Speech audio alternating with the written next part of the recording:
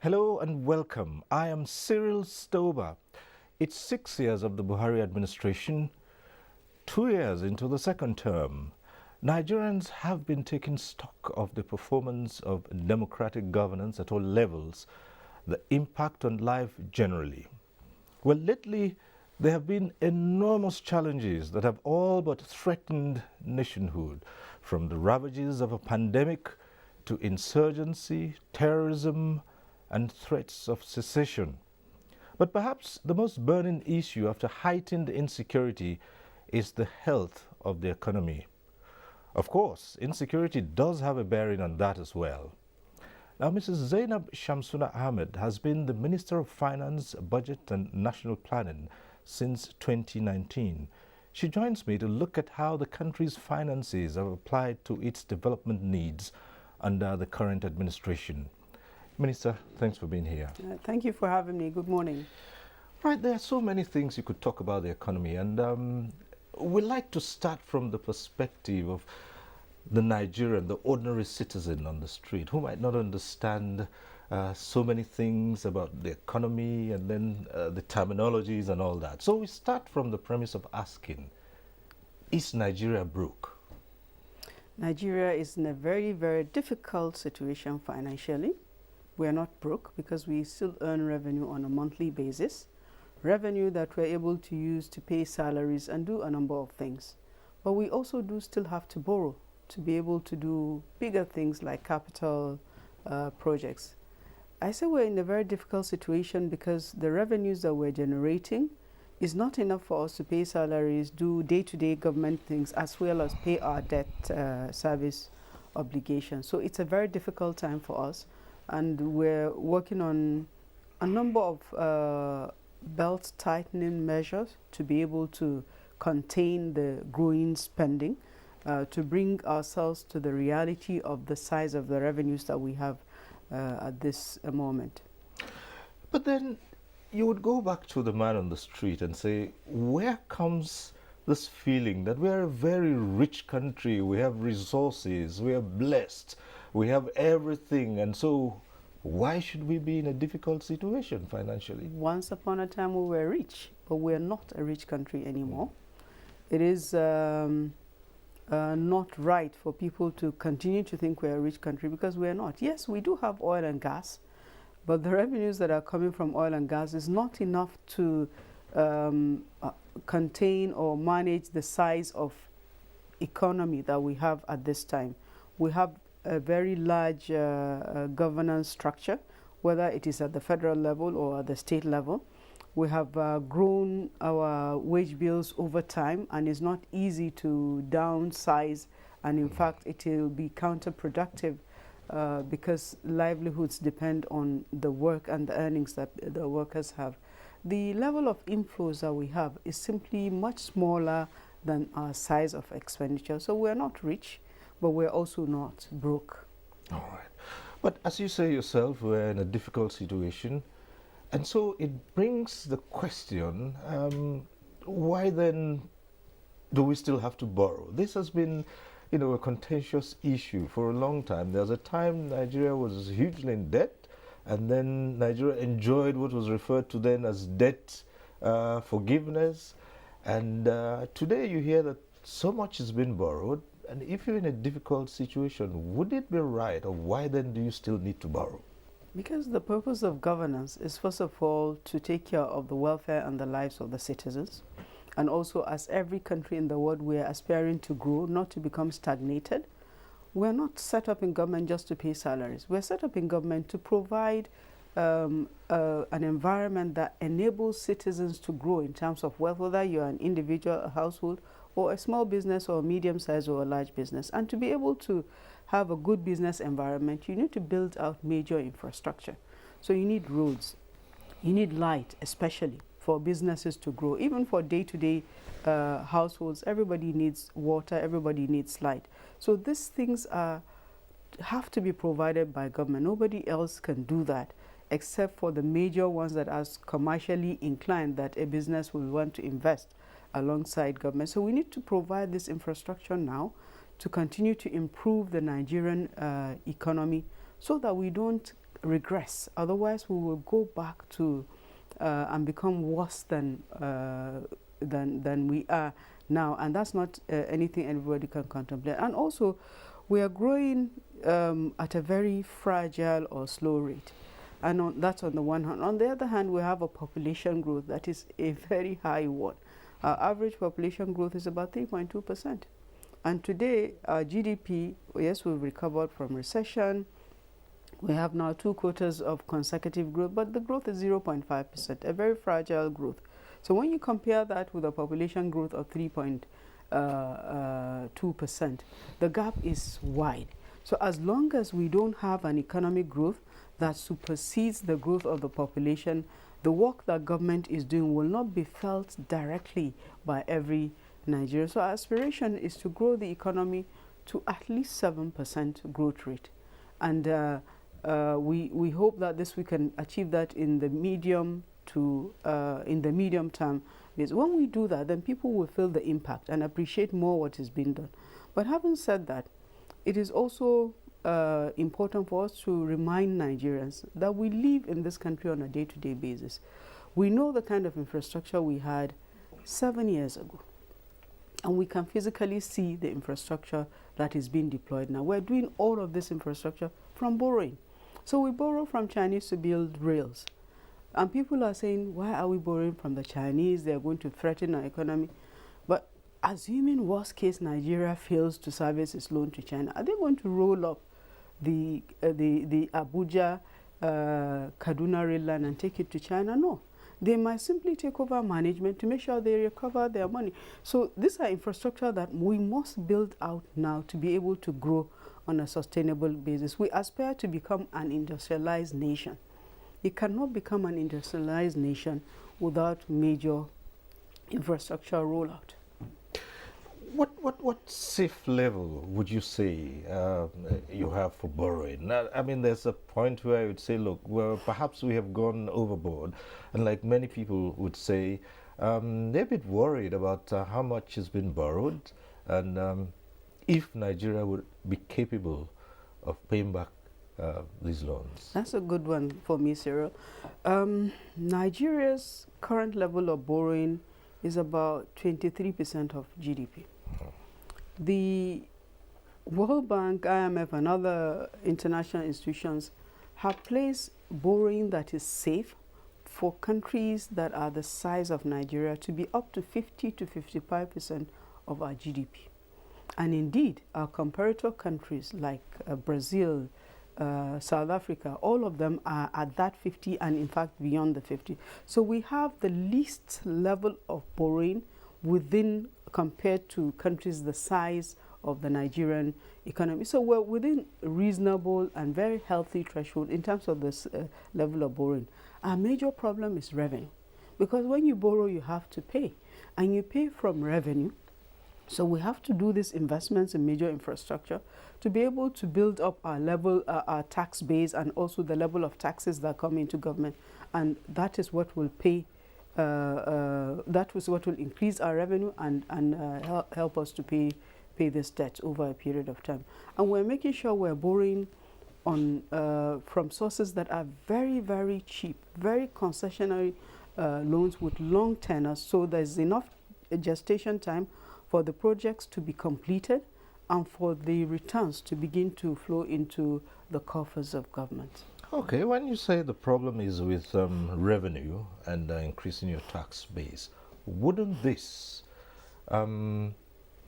lead to more taxation and a bigger burden To on be the honest, citizens. yes, it will and it should. We have a tax to GDP ratio of 7%. I think it is only Sudan in the whole world that has that level. Ghana next door has a tax to GDP ratio of 18%. Our VAT rate at 7.5% is still the lowest in the world. People are today. complaining even No. about that, 7.5, So we, up we from just 5%. need to we just need to wake up and take on our responsibility as citizens. You want light, you want water. The source of revenue that we used to have, that the times when we used to say, when one of our leaders used to say, money is not our problem, it's how to spend it. It's gone. We need to be able to collect more taxes. And taxes are to be paid by citizens and by businesses. That's why there's a lot of concentration on building out infrastructure that will enable businesses to grow, so that businesses can pay more taxes and we're able to do more for the citizens.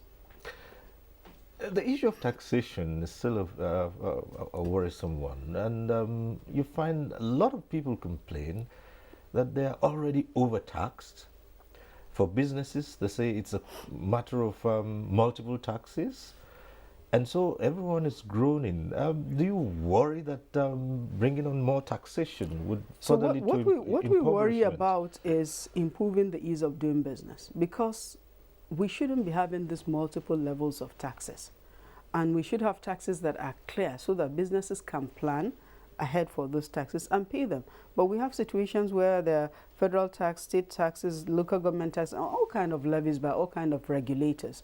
That is what is wrong.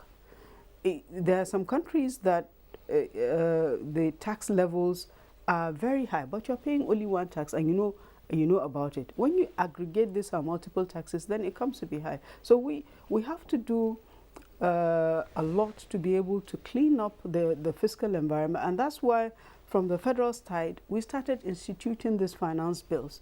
We did finance bills 2019 and finance bills 2020. It's helping us to improve the tax environment for businesses so that they have predictability. We have been able to eliminate some of the taxes. Indeed, when we did the first finance bill, we reduced taxes for small, medium-sized businesses. We have a tax rate now of 0 for businesses that have turnover of 25%, and a reduced tax rate of 20% from 30% for medium-sized businesses. So government is not insensitive, but at the same time we found loopholes in the tax, in some of the fiscal laws, and we closed them up and enabling us to gain more taxes from businesses. In the Finance Bill 2020, we also removed pay tax for the minimum wage, and so it's a delicate balancing act that we're working on. But certainly, I will not sit here and say we will never increase taxes. We have to be able to sustain the development levels that we aspire for. Then there's the matter of a recession, which you say we've exited. And first, let's see, how did COVID-19 impact Nigeria's economy? And we're told within a very short period, the country had exited recession. This is a bit confusing to lots of people who say, look, if anything, things have become more difficult. And so how come we have exited recession and things are this bad? Well, COVID-19, the black swan of the century, the event that is never supposed to happen, but happened to the whole world, and everybody was impacted, not only Nigeria. So several countries in the world did go into recession. And Nigeria is one of the very few countries that have already exited recession. In fact, one of the fewest that exited recession within one quarter. And how did we do that? We took stock of where we were when the COVID-19 happened on us. We reviewed our plans, we reviewed our budgets, we cut down on expenditure on one side and put it on the side on health to be able to contain the health pandemic, because we realize that if we allow this pandemic to really let go loose in our country, we will not be able to manage. So we place a lot of emphasis and a lot of spending in the health sector. The president put in place the Presidential Task Force, I'm sure you remember that they were meeting every day and exchanging. So there was a massive level of coordination that was put in place. We supported the states. We provided different levels of reliefs. We pulled back debt service obligations that the states have and stood still for 12 months so that they have more fiscal room to be able to contain the pandemic. On our own side, we were able to go out and raise financing. So we raised $3.4 billion US from the IMF. That is our own shareholding money that was ceded to us for a period, and then we return it. And then also we now raise more money in the Nigerian capital market following an approval by the National Assembly in the review of the 2020 budget. So we're able to reflate the economy. We had resources within the economy to be able to meet the economic sustainability plan that we designed, which was meant to create jobs, support households, support small, medium-sized enterprises, create improve business environment so that people don't lose jobs and businesses don't go down. So that was what we concentrated on doing. The thing about recession is if you don't attack it headlong, it's like a wound. If you don't treat it, it pesters, it continues to grow, so it keeps getting worse. So people may not appreciate what it means to exit recession, but they will see the benefit, because the first quarter GDP report that came out shows that of the 46 sectors that we report in the economy, 36 were showing positive growth. So there are some that are still growing slowly, but it will turn. It will turn for the better. Now, speaking about revenues, and one would ask, how has the budget been performing? And we ask this, with the background of recent events where one of the major earners of revenue had complained that they could no longer sustain the contributions to the country's finances, where these people have criticized all the time the regular sharing, federal allocation of funds to states, where everyone comes to take out, and we're wondering how much has been put in to gather this, and the consistent shortfalls in revenue. Okay, let me step back. You said, first of all, you said, how is the budget faring? The 2020 budget fared very, very well. The first time in several years that we had a revenue performance of 70%. In 2018, it was 52%. 2019, it was around 55%. 2020, it was 70%. So despite the hardship, so our revenue has been growing, but because the expenditure is growing much faster, we're not seeing the impact. So we are looking at ways and means in which to really ramp up the growth of the revenue. It's not this small incremental growth. We have to like double or triple for us to be at an even level. So in 2021, one of the measures we took in 2020 was to deregulate the PMS and deregulate electricity tariff, and that helped.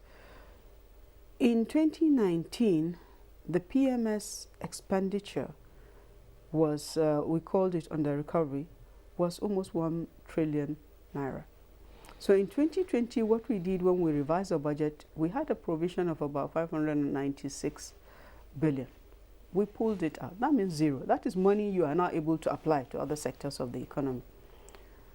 In 2021, we now have this problem with labor, because the price of the crude oil in the international market continues to grow, and it means the pump price continues to grow. And it grew to a level that labor now kicked back. So we're hovering around 165, standing still, when the real price, if you factor in the price of the crude oil, it will be about 220 naira. So labor kicked back, and we've been engaging with labor, trying to find how we can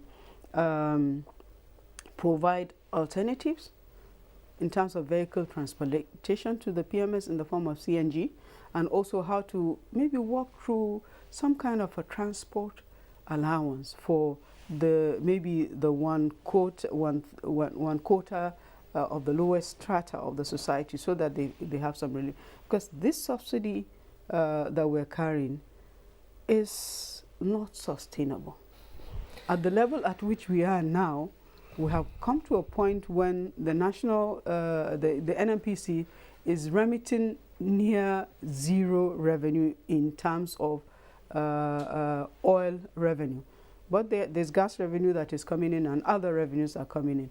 But in terms of oil revenue, in the last month, it was near zero. Why? Because they have been given the responsibility to import PMS. And Nigerians should be asking, what is happening when the reports that we have is that we are consuming 70 million liters per day? We simply are not. So it means we're spending the national resources to subsidize the neighboring countries, because that's where the fuel, 50% of the fuel is going. Minister, is there some politics surrounding this, or a lot of Nigerians don't get this, because this argument about the real cost of landing of petrol, subsidy, it's been on for ages, and over years, Nigerians have been told that, oh, subsidy has been removed, or subsidy does. In fact, there are people who would say they don't believe that there's any subsidy anyway. And this has been a recurring thing, to the extent that many Nigerians, after subsequent administrations had carried out certain measures, many Nigerians today believe that there really is no subsidy. Well, I can tell you there is, because I got zero revenue from the oil revenue. So that's what it means. That people are finding it difficult to understand. And really, there's a lot of things that is not clear. And that's why Nigerians should work with the government to just exit the subsidy.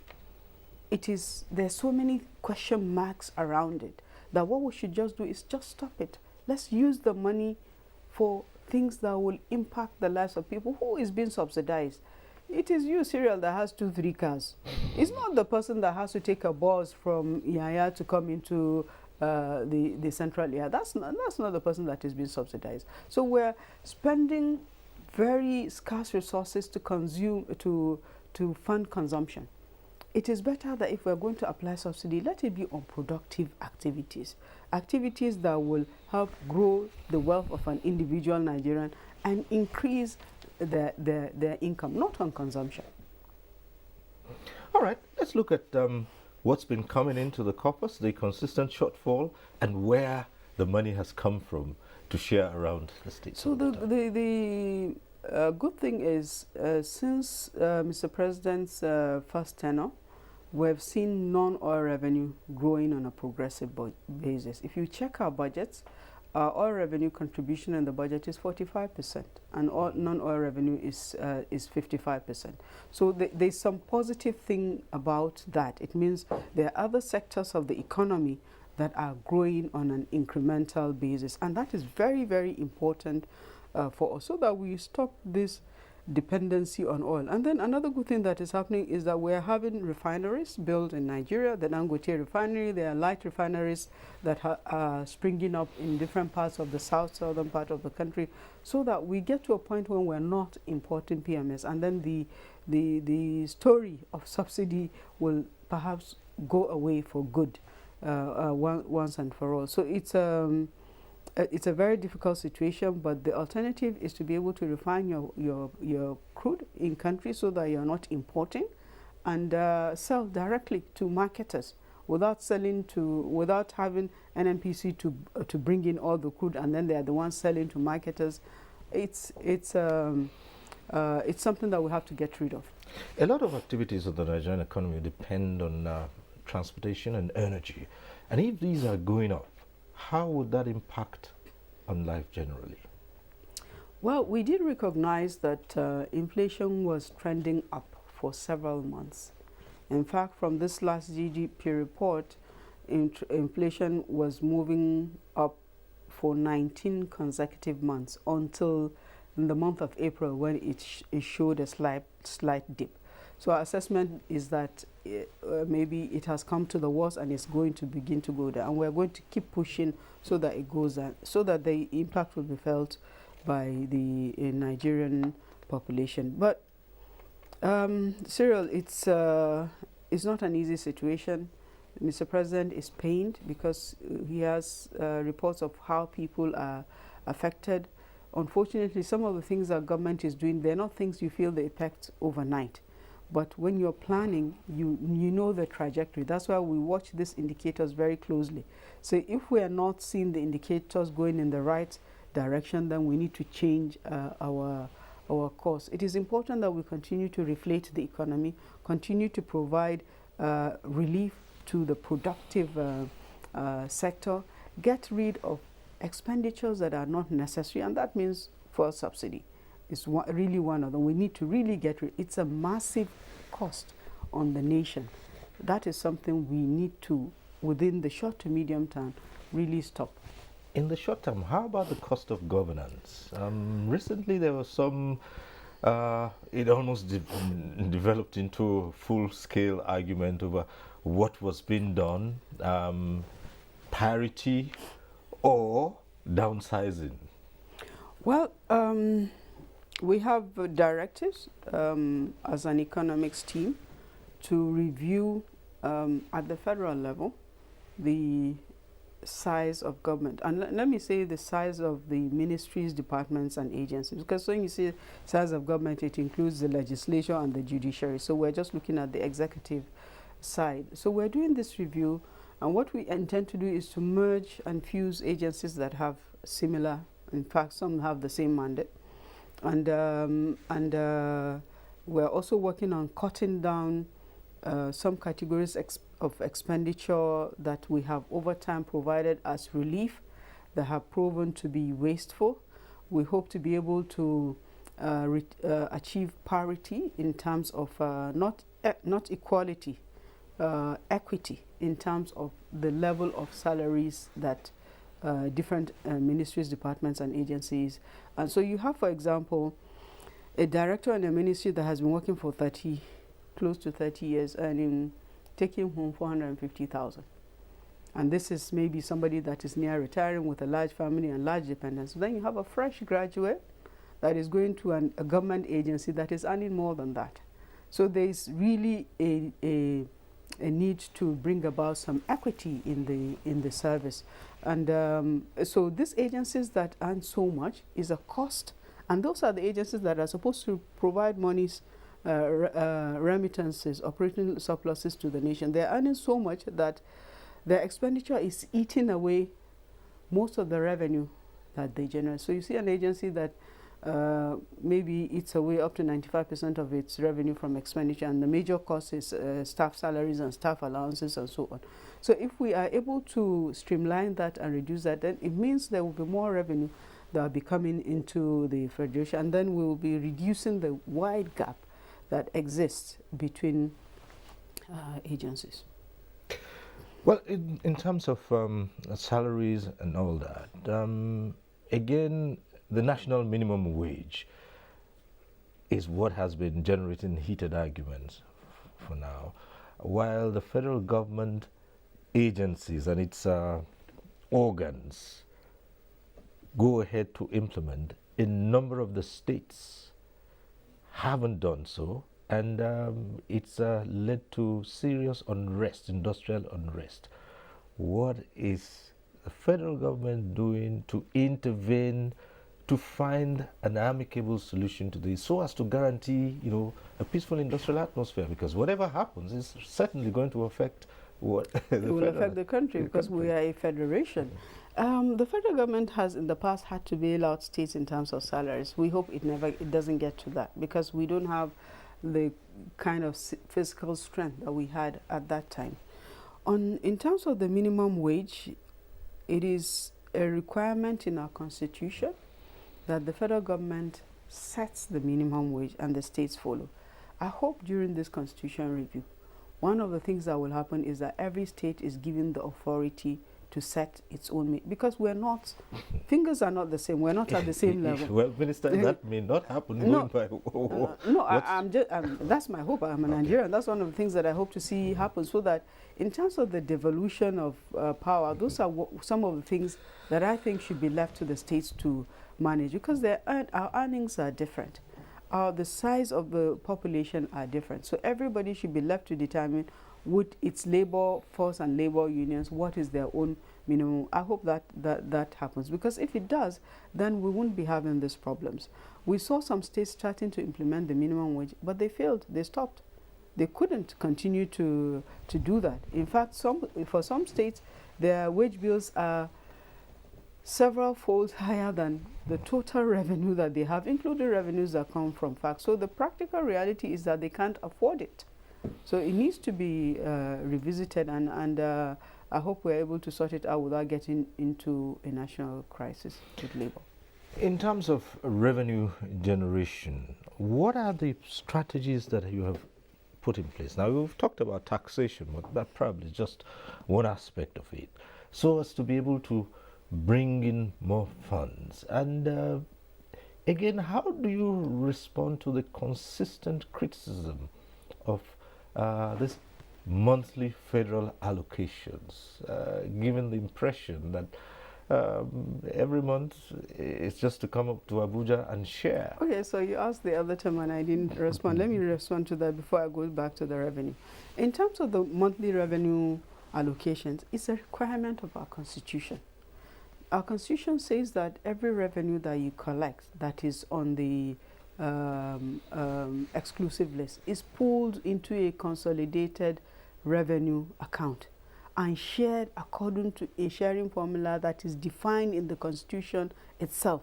52.68% for the federal government, a percentage for the states, and a percentage for the local. So that meeting is to examine the monthly meetings, is to examine the revenues that have come from the NMPC, from FRS, customs, from all the revenue generating agencies. That's the first point. Then secondly, to look at how we in the Ministry of Finance share those revenues to make sure that we are conforming to the formulas.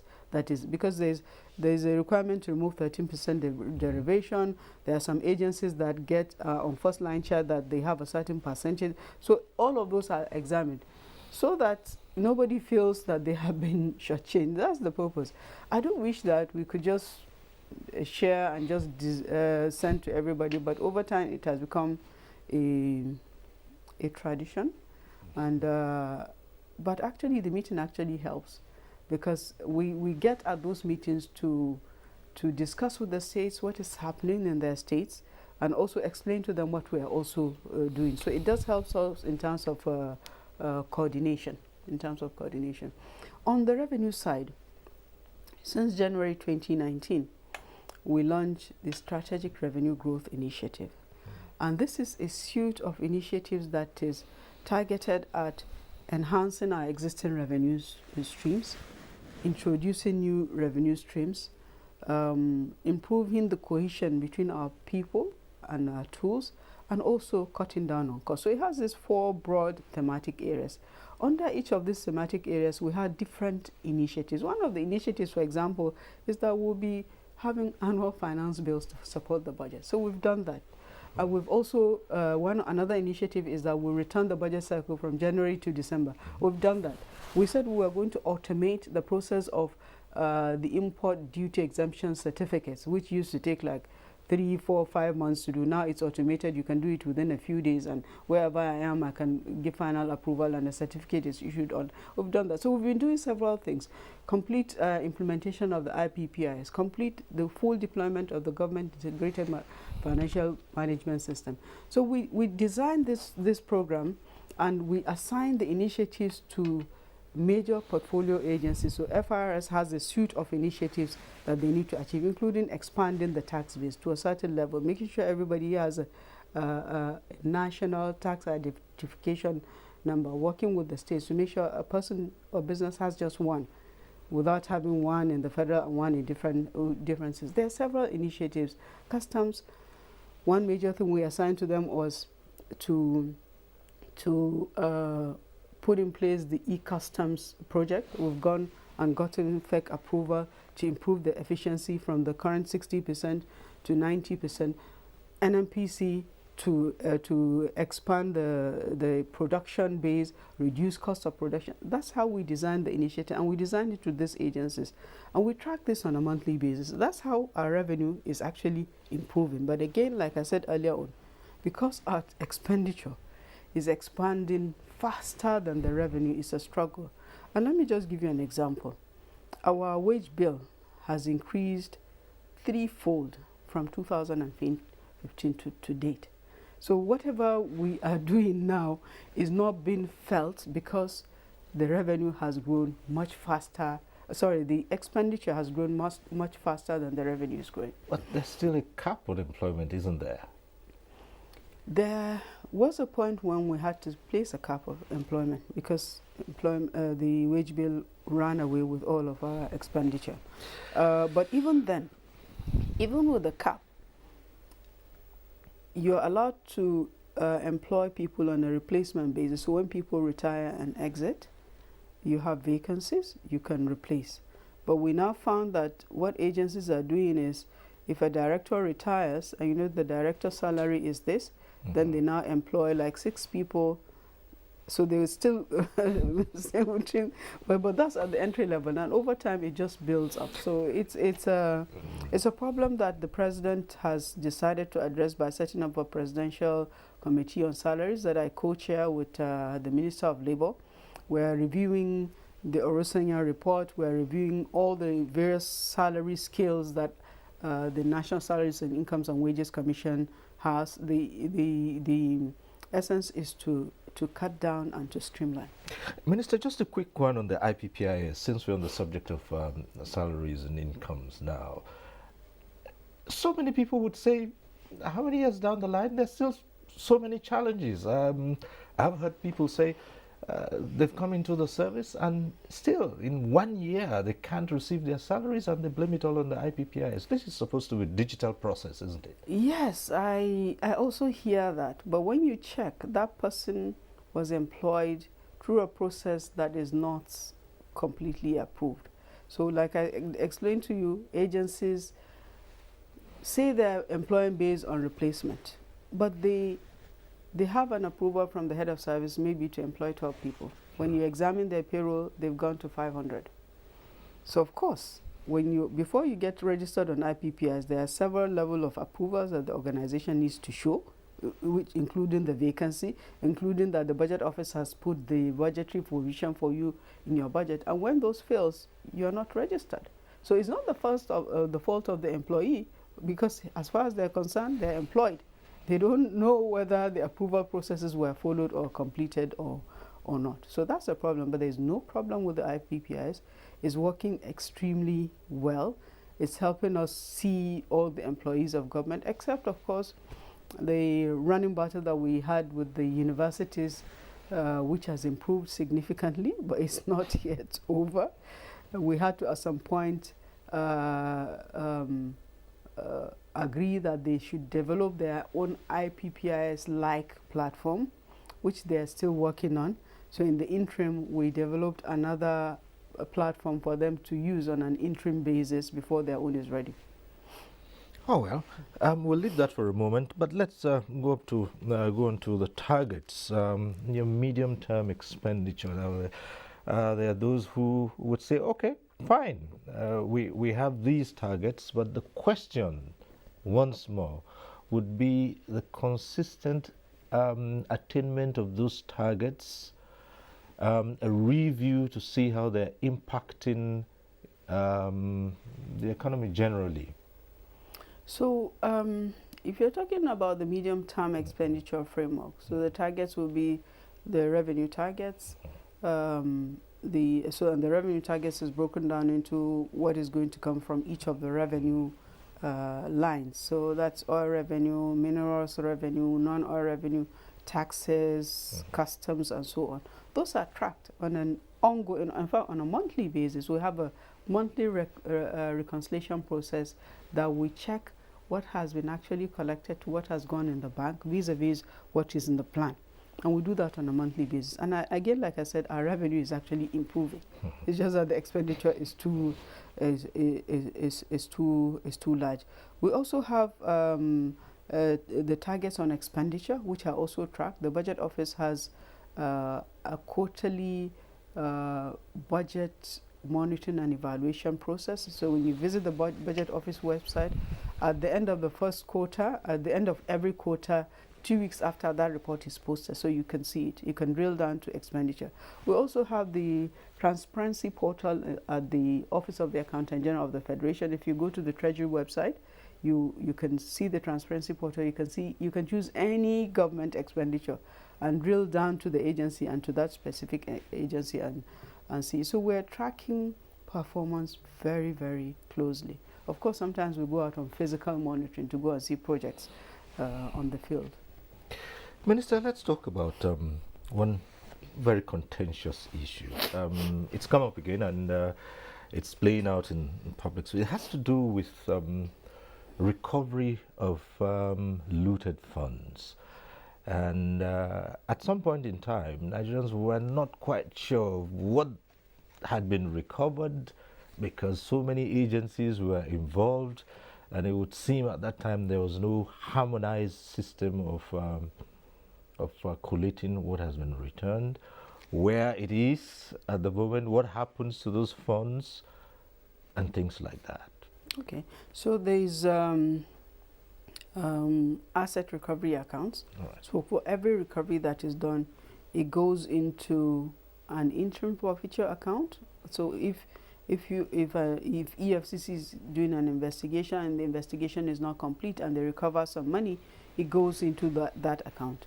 When the investigation is complete and it is certain that the money is forfeited to government, it moves into a final forfeiture account. So that's what is happening. But there are some large recoveries that have been done from the Abacha loot, from the US, from Switzerland. For those ones, the negotiation that we have had to undertake with those countries is to specify how those resources will be used. That's the first one.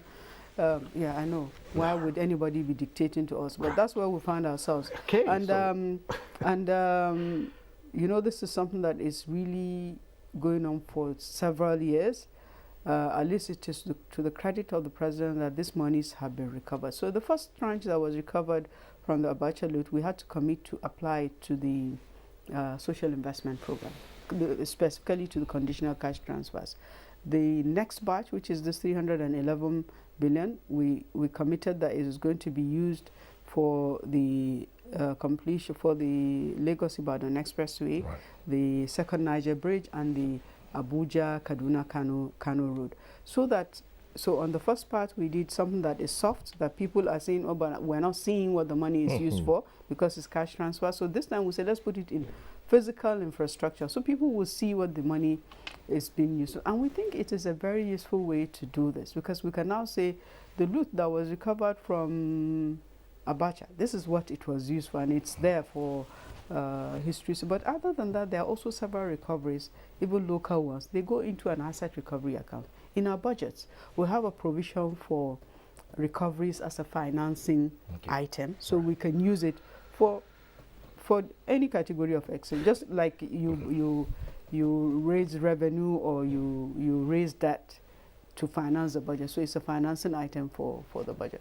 Let me just, still on that subject, bring up, popular opinion you hear on the street. So so people have heard of humongous amounts of money recovered, and oh well, it's all gone. It's gone. It's been frittered away. How do you respond to such insinuations? Well, I just explained that there are some specific large recoveries that have been assigned to specific projects. So it's not frittered away. So it will be spent, but you will see what it is spent on.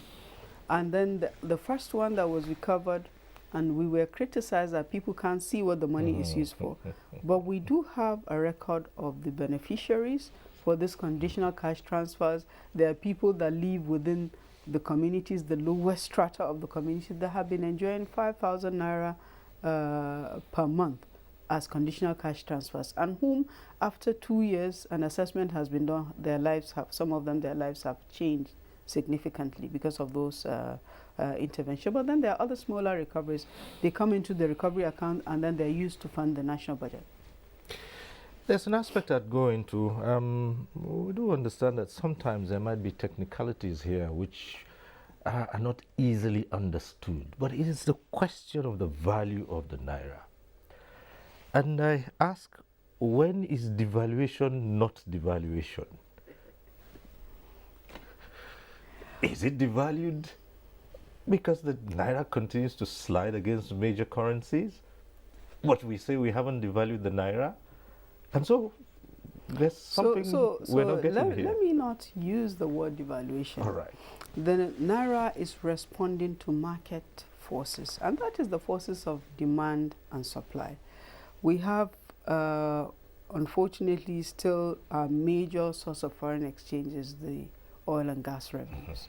That's our major source of foreign exchange. So right now, we're working on developing alternatives to to earning foreign exchange, trying to develop the mineral sector, supporting any business that is exporting any finished product out of the country, because that means foreign exchange will come into the country. As long as we have the largest proportion of our foreign exchange coming from oil and gas, when the oil and gas industry revenue suffers, our naira will be affected. It affects the level of our reserves and has a multiplier effect on so many aspects of the economy. Let me just say that the central bank governor and myself, while we're processing the IMF facility, the $3.4 billion US, we made a commitment that we were going to converge towards a single exchange rate. If you remember, in 2020, we did the initial 2020 budget at 305 naira to the US dollars.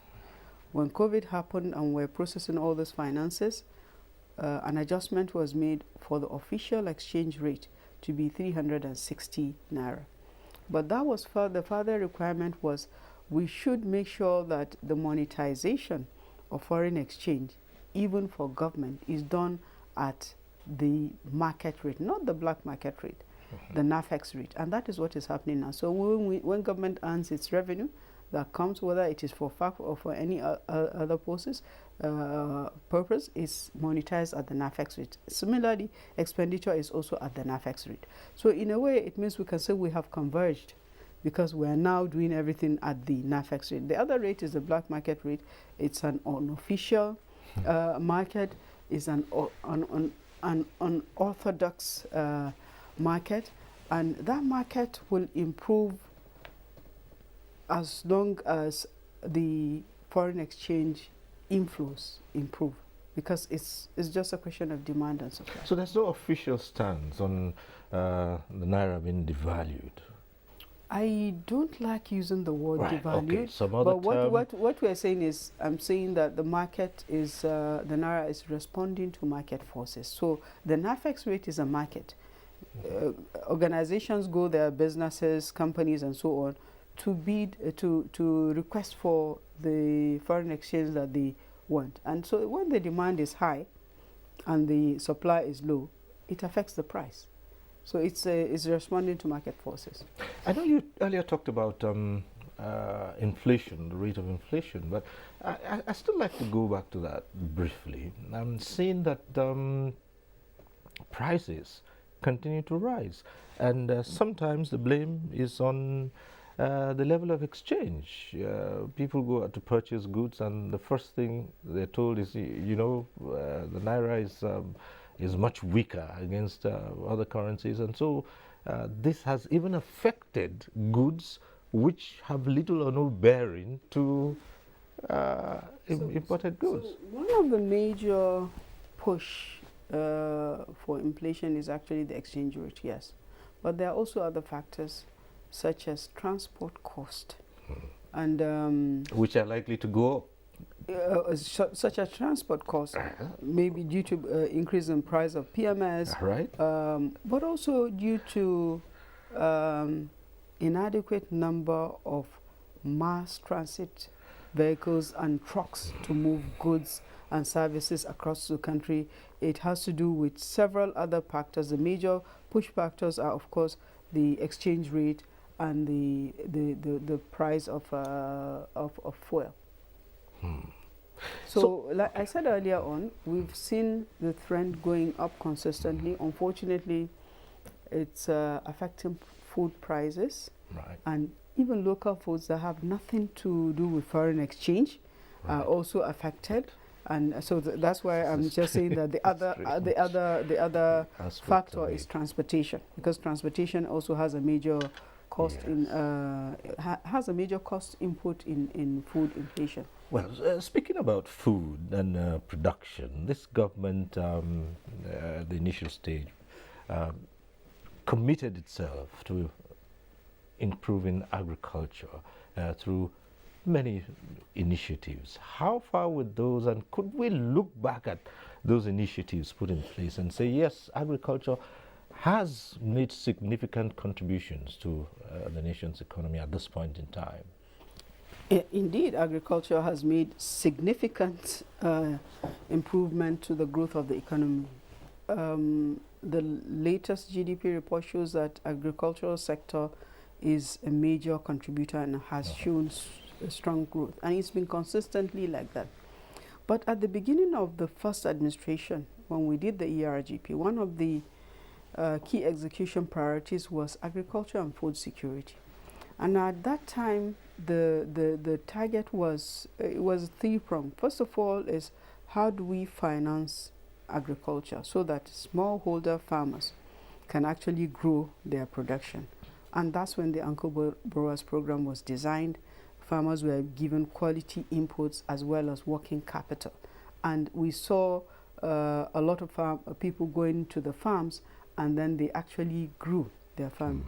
The second thing was to address one of the major inputs into the agricultural production, which was fertilizer.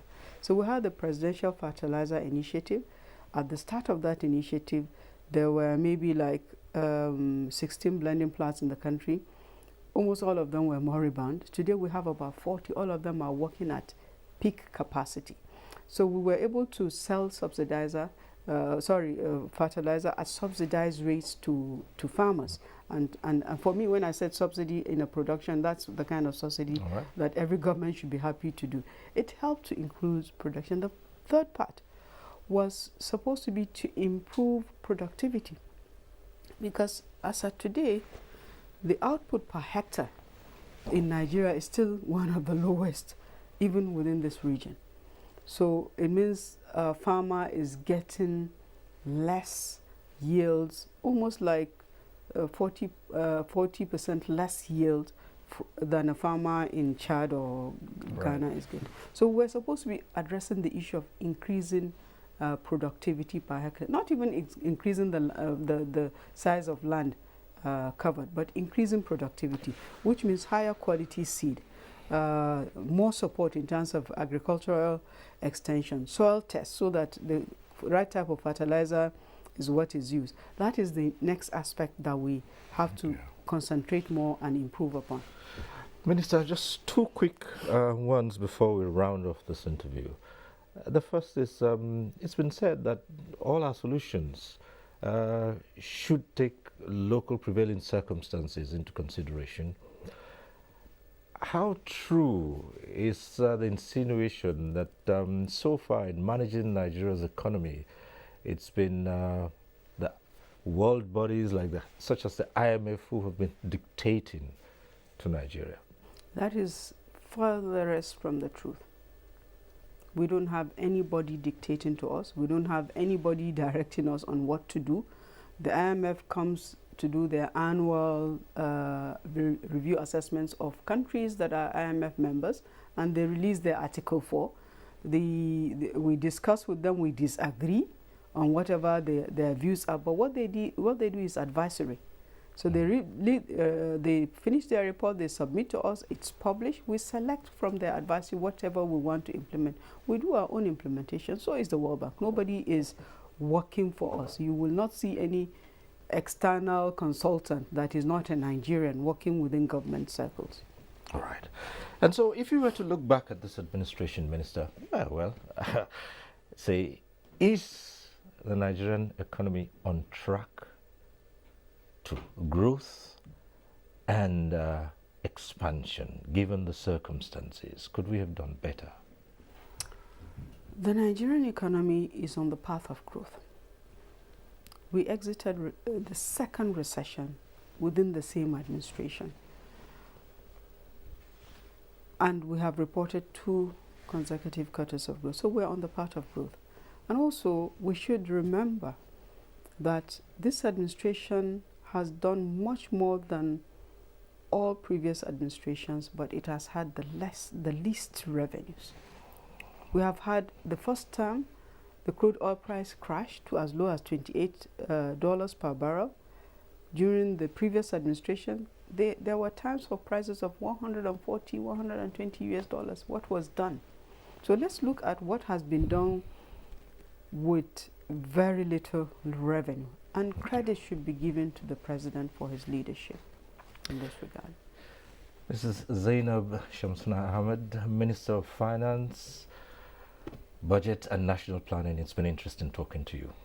Thank you very much, Cyril. It's a pleasure for me to be here. Thank you. Thank you. Well, that's our program today. We thank you for watching. Next week, we'll be back with One-on-One. I am Cyril Stober. Continue to stay safe.